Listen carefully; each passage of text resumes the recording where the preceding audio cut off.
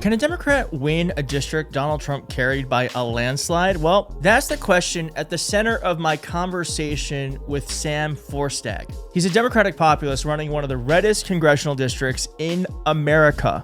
But his campaign has been endorsed by Bernie Sanders, AOC, Jamie Raskin, and even former Republican state legislators who believe today's Republican Party has lost its way. But are Democrats overlooking a winning formula? Can an unapologetic economic populist rebuild a coalition in places the party has all but given up on? And one more thing. You might recognize Sam. Sam is one of just 5 candidates on my midterm cheat sheet. That's a list of underfunded House candidates that can flip Republican-held seats. So if you'd like to support his campaign, there's going to be a QR code on your screen that you can use right now. And it's going to take you directly to his donation page. Here's my conversation with Sam Forstag. Well, Sam, thank you so much for joining. I'm so excited that you're here. For those who have been paying attention, you are actually on my midterm cheat sheet. You're one of the select 5. Thanks, brother. One of the fantastic 5, and we've raised, I think, $76,000 for all 5 of you so far. And so hopefully we can up that a little bit more, baby. Yeah. We were just talking before we started recording, and you are neck and neck with your Republican opponent. I don't even want to say his name. Let's not give him any name ID. What Republican opponent? Yeah. We're not even going to say his name, but he's raising a lot. We expect him to raise more. And just, can you explain the audience? I want to get into more like policy stuff, and I want to get into like some news of the day, especially with Iran. But just explain to the audience, because I think I've worked on campaigns, and when you're in a congressional seat or you're running for a race for the House, money goes a long way, and quite often there's not enough of it. So what does it mean for you to be able to tangibly, what is this sort of, what do these funds do for the campaign? Yeah, I mean, when I started this thing, I'd never run for anything higher than vice president of my union's local. And I sat down with, my campaign manager. It was just me and him at the time. And I said, I want to run this campaign 70 or 80% in line with what best practices are. And I want to overinvest in organizing, because that's my background.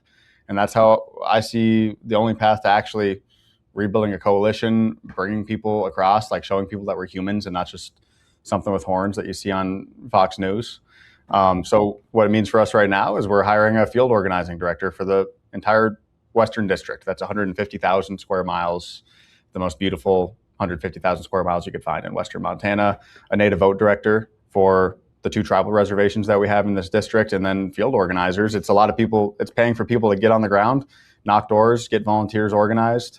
If you've ever done organizing, it's just a whole shit ton of legwork. And people deserve to be compensated for that. And beyond that, it's beyond the staff and the organizing. It is making sure we can get the message out, because my opponent had, Leading the Future drop $870,000 from the month of May. Americans for Prosperity came into Montana and dropped $1.5 million on 8 state legislative races that normally have $10,000 or $20,000 raised total. There's going to be a lot of outside spending on the other side of this, and it's a matter of helping make sure we don't get completely drowned out by this far-right talk radio host that I'm running against here. And it's incredible that they are spending so much money, because what you've done is you've taken, I believe this is a R7.7 R plus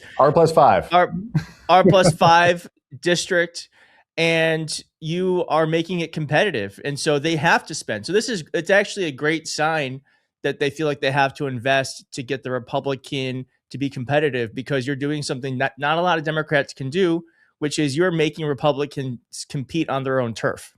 And that's what we need to be doing. We need to have some sort of a plan and a frame for how the hell do we start winning back places like Western Montana, like the Rocky Mountain West, rural America. If we ever want to have a future where we have a functioning majority in the United States Senate, we need a plan for how we win back places like this. The plan's not so complicated. I think I told you, Keith, at the end of this last fire season, it's the end of October. I just finished 1,000 hours of overtime. I look around at all the voters that we just lost, right? We lost most people making under $100,000 a year to vote in Republican.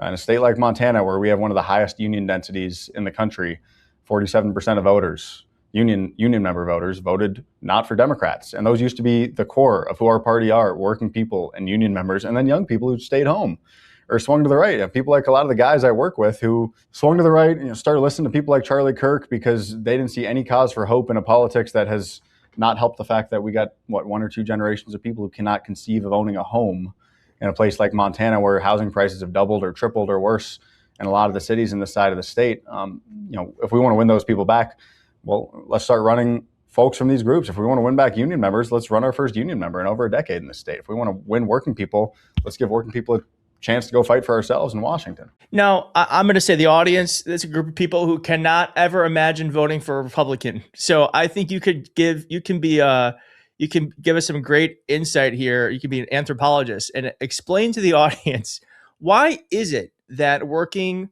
class people, union members, have felt abandoned by the Democratic Party and feel like the only place they can go is towards someone like Donald Trump, who's a billionaire and has never lived the life of a working person? Yeah. Do you have any sense of why that is? Yeah, it's because people's lives were not improving on a material basis, on the basis that dictates what most folks' day-to-day life actually looks like and feels like in your chest. If you're struggling to afford rent this coming month, or if, my shitty old van, it's actually a great van. It's still running at 40 years old, but it starts making a funny noise. Don't besmirch the van. It's a good van. Yeah. Hopefully you get to see it someday. But at the end of 2024, I was making $19 an hour jumping out of airplanes for the U.S. Forest Service, fighting fires. And I was 7 years into my fire career. I'm working with guys and gals who are 20 plus years in, some of whom are making the same wage.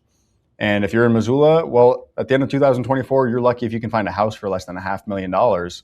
That means that your life did not materially improve over the preceding 4 years. It actually got a good bit worse. And if federal employees, if smoke jumpers are getting left behind, a whole lot of other people are getting left behind too. And a lot of people, we're in Montana, we got one of the highest rates of multiple job holders in the country. If you are busy, if you're working 2 or 3 jobs at a time, like I did for 4 years of college, you don't have time to follow the intricacies of policymaking and politics. That's true. You should be able to look up and say, is my life actually better than it was 4 years ago? And we got done with 4 years of Democratic control, and a lot of the reasons that people's lives didn't improve were because of Republican stonewalling and because of process issues. And process does not cut it for an excuse if you are living in one of the 4,000 mobile home lots that are now owned by private equity firms, and Congress has not done a damn thing to actually make sure that, corporations can't buy up people's homes from underneath them, and it's harder to afford all of the basics. Your life gets worse. You vote for the party out of power. That is not such a crazy thing to do. And the way we fix that is we offer people some of the clearer solutions for how you can make sure you can work one job and afford a house or healthcare or childcare. That seems pretty straightforward to me. Yeah. And one thing I like about you is that I think you have a real talent in taking complex ideas and making them very accessible. And I know that you're a populist, and I would just love for you to expand on it, because I feel like that word gets thrown around and is like a negative. Yeah. But explain to me what populism means to you. Like, what does it mean to be running on a populist campaign?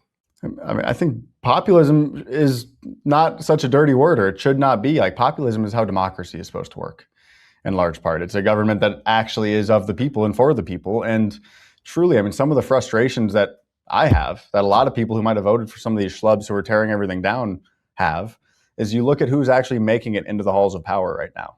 The average congressperson is worth 15 times the average American. The average net worth of a congressperson is $3 to $4 million. And it's not much better for the Democratic Party in Congress than for the Republican Party.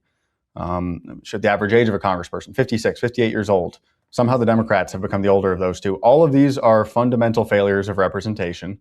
And real populism, actually reflecting the populace that we're supposed to be representing, would mean, looking at the groups of voters who are being left behind and helping to actually get people like us into the halls of power so we can fight for ourselves. Like, if you know what it's like to be a kid whose belly is full because of food stamps, you bet your ass you're going to fight a little bit harder to protect SNAP benefits and make sure they don't get used as a political tool during a government shutdown. If you know what it's like to work 3 jobs and pay your rent on a credit card, like I do and like a lot of people do, you're going to address issues of housing affordability with a little bit more urgency than we saw in the last 4 or 5 years. And this affordability word is not going to be some brand new phrase as of 6 or 7 months ago when it became the watchword. Like, all of these are things that show how fundamentally important it actually is to have people whose lived experience reflects that of people who are struggling in this country right now. Were you fed through food stamps growing up? I mean, you said that like it was a personal. Is that true? Yeah, my dad, when he was getting his feet underneath him, yeah, he relied on food stamps. I remember going to the grocery store and picking out, what we can actually buy, and knowing that not a lot of the other kids in school are doing that same thing. And thank God for the program, because what it did for my dad is it helped him get his teaching certificate, and he's became a public school teacher, and he's a guy still teaching a classroom full of kindergartners today. His name's Teacher Mick. They love him. Thank God for that program. That's what it's there for. It's there to make sure that if you fall on hard times, that you can get through and provide for your kids. Because you know what? We all actually save a lot of money if we make sure we reach a hand out to somebody when they fall on times like that. Yeah, and I mean, I don't want to belabor the point, but it's also just like investing in people. It's a small amount of money to invest, and it actually can have like you can get a great result from it rather than just letting people fall to the wayside. If you just think about you're running for Congress, and perhaps that wouldn't be the case if like those food stamps weren't there, or if your dad had to worry about that one extra thing. Well, thank God for the public library. Like my mom was picking up extra nursing shifts. Thank God I had somewhere to go from 3 to 7 if I didn't have a friend's house to go to, where I was safe and where I could even maybe access a book to read if I wanted. I mean, most of the kids were playing RuneScape back then at the library. But I think that not only did my life benefit, public safety probably benefited too. And there's a lot of public services that there are all sorts of downstream savings that we realize. And when they gut all of these public services, whether it's Medicaid or SNAP benefits or our public lands, we all end up paying so much more money on the back end for a lower level of service. Yeah, and opportunity costs. There are things you can't even qualify that you've lost that you're never going to know because that stuff just doesn't exist. Yeah. I want to talk about, because, again, like you are on the ground, you are friends with people who are Republican voters. Hopefully you're convincing them to not do that this time. But what are their thoughts on what's happening with Iran? Donald Trump said no new wars. He ran on America first. I think people believed him. Mm-hmm. And he's made things more expensive. We're in a war that doesn't seem like it's ever going to end anytime soon. And he doesn't seem to care. Now, do you think that is like, first off, are his voters, the people you're talking to, aware of this? Yes. I think it is hard to miss the fact that we just restarted our war with Iran for the 4th time. It's hard to miss the fact that you're paying more than $4 a gallon for unleaded in a lot of Western Montana right now, in a place where you don't measure distance in miles, you measure it in hours. It's a big state. And that means that working people on the ground are the ones actually shouldering the cost of this thing, whether it's at the pump or when you go try to buy groceries and you got to pick out, which brand of bread you can afford, and whether you're going to be able to actually fill your cart with everything that you need. Again, which a lot of people were experiencing before this, and now it is just all the worse because we're driving up costs in this war that we don't need. And that part of the America First platform, if there's anything redemptive, ending the endless wars sure was one of them. I read a book by Sebastian Junger where he says modern warfare in America is somebody firing a rocket that costs more than that soldier will make in a year at somebody who won't make that much money in their lifetime.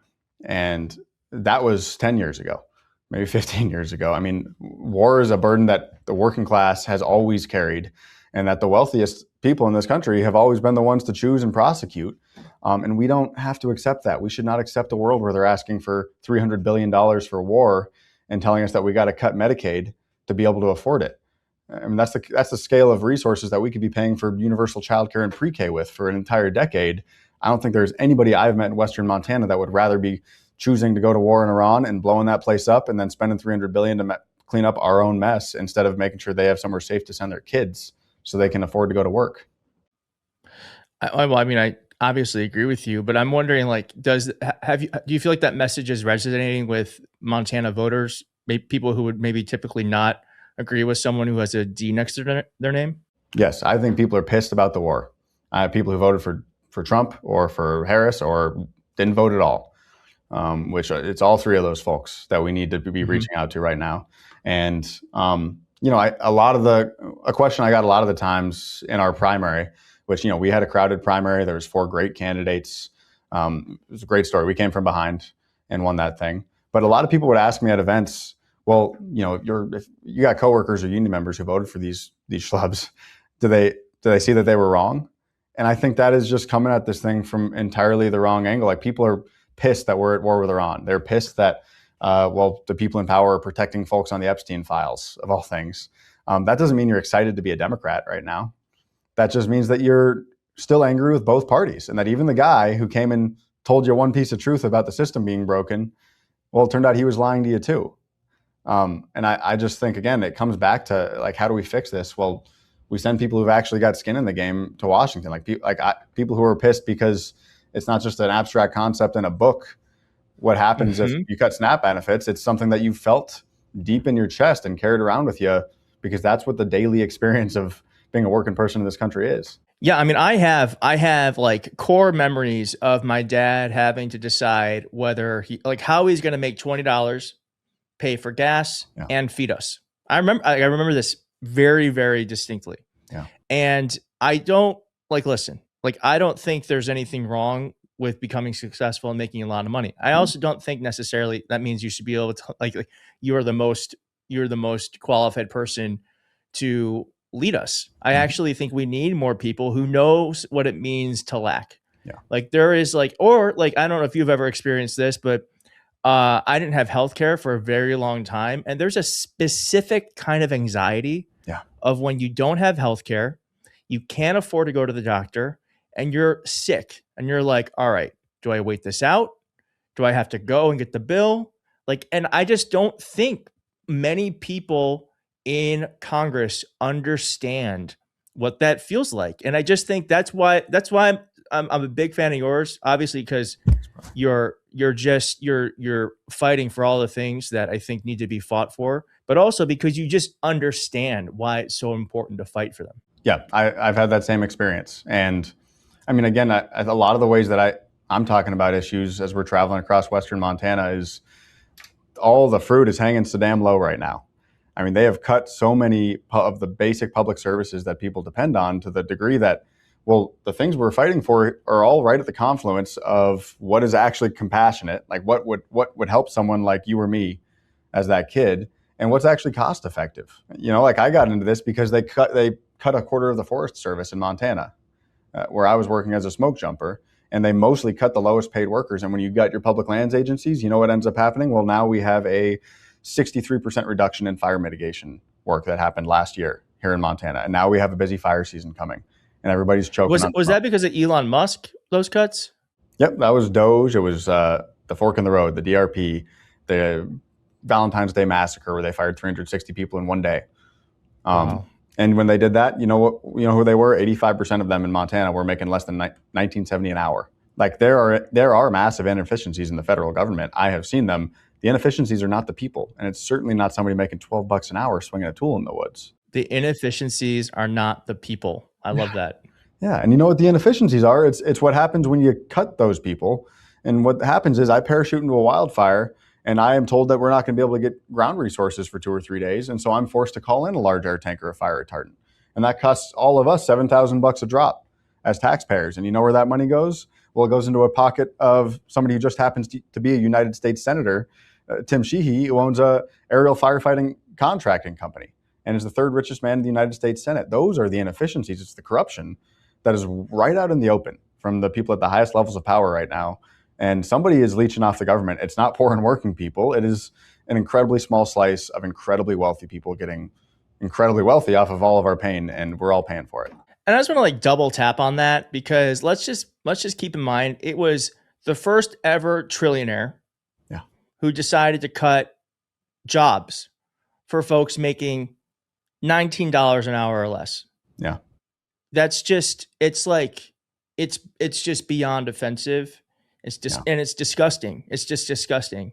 Yeah. Well, you're endorsed. I mean, you're endorsed by Republicans. I have some former state reps here who have endorsed you, and you're also endorsed by Bernie Sanders, AOC, Jamie Raskin, which is kind of a heavy slate. What, were you I can't imagine getting into this. You're by the end of this, AOC is gonna be standing next to me with an endorsement, but here it is. Yeah, I mean, that's the coalition that we're building, that I think we should be building across the board. It's not just Senator Sanders or AOC? Yeah, it's 5 former Republican legislators in the state. It is 15 labor unions. And what I'm trying to build into this campaign too is the fact that the policies we are fighting for, and we need big policy changes on housing and healthcare and childcare, are of the foremost importance. And almost as important as that is this basic skill set that seems to be direly lacking in Washington, of sitting across the table from somebody that you don't agree with on everything and being able to find common ground. So I've been doing a series of civil discourse interviews in Montana where I sit down with current and former Republican legislators, and we talk about the fact that, Michelle and I in the Bitterroot Valley, we don't agree on everything, but we agreed that it was worth investing in Medicaid expansion to make sure that kids aren't getting booted off their health insurance. We agreed that it's worth investing in mental health services for people living on the streets, when a third of the homeless folks in Montana have mental illness or behavioral health disorder and no access to services.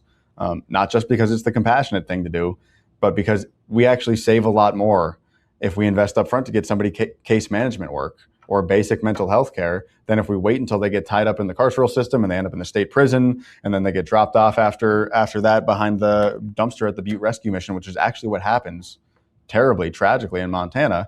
That is the most costly and the least compassionate way to deal with housing or homelessness or mental health. And that's what we've been driven to in this country.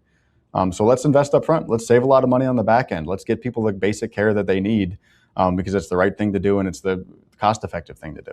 Well, I hope we get you in. Again, like during this whole thing, your QR code is somewhere on here and people can be donating this whole time, and let's try to get you more money.